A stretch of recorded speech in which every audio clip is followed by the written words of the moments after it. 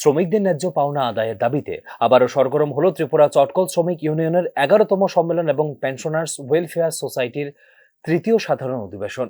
রাজ্যে বিভিন্ন প্রান্ত থেকে আগত শ্রমিক ও পেনশনভোগীরা তাদের দীর্ঘদিনের বঞ্চনার কথা তুলে ধরেন আগরতলা টাউন হলে অনুষ্ঠিত এই সম্মেলনে মূল আলোচনার কেন্দ্রবিন্দু ছিল চতুর্থ বেতন কমিশনের সুপারিশ অনুযায়ী চটকল শ্রমিক পেনশনভোগীদের বকেয়া বেতন ও ভাতা পরিশোধের বিষয়টি। ত্রিপুরা উচ্চ আদালত এই বকেয়া পরিশোধের নির্দেশ দিলেও পরবর্তীতে সেই নির্দেশকে সঠিক বলে স্বীকৃতি দেয় দেশের সর্বোচ্চ আদালত।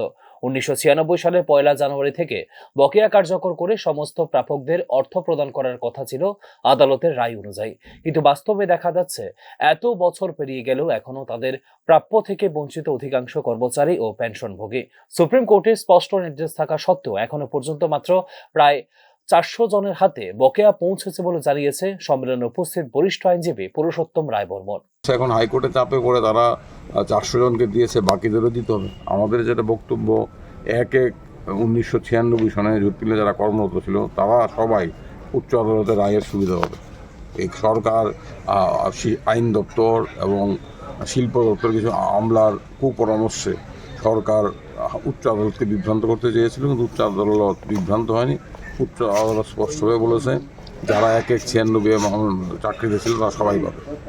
এটা শুধু দুটো ইউনিয়নের সদস্য, সমস্ত জুটমিলের শ্রমিক কর্মচারী যারা অবসরে গেছেন, যারা চাকরি করেন, যারা মারা গেছেন, তারা প্রত্যেকে রায়ের সুবিধা হবে। এটা স্পষ্ট হয়ে গেছে।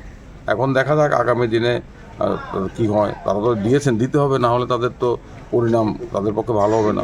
আইনের দর্শানো তারা পড়বে।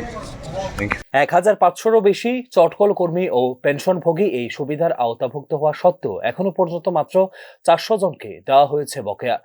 সর্বোচ্চ আদালতের নির্দেশ অনুযায়ী 1996 সালের 1 এপ্রিল থেকে কার্যকর করে চটকলের কর্মচারী ও পেনশনভোগীদের বেতন অন্যান্য রাষ্ট্রায়ত্ত সংস্থার কর্মীদের সম পর্যায়ে এনে বকেয়া পরিশোধ করা বাধ্যতামূলক। এই প্রেক্ষিতে আদালতের নির্দেশ অমান্য করে দীর্ঘদিন ধরে বকেয়ার না মেটানোয় ক্ষোভ প্রকাশ করেন উপস্থিত সকলেই। সম্মেলন থেকে অবিলম্বে বকেয়া পরিশোধের দাবি জানিয়ে রাজ্য সরকারের প্রতি দেওয়া হয় বার্তা। একই সঙ্গে দ্রুত সমস্যার সমাধান না হলে বৃহত্তর গণ আন্দোলনের পথে হাঁটতে বাধ্য হবেন শ্রমিক ও পেনশনভোগীরা বলেও রাজ্য সরকারকে সতর্ক করেন সম্মেলনে অংশগ্রহণকারীরা। ব্যুরো রিপোর্ট, নিউজ নাও।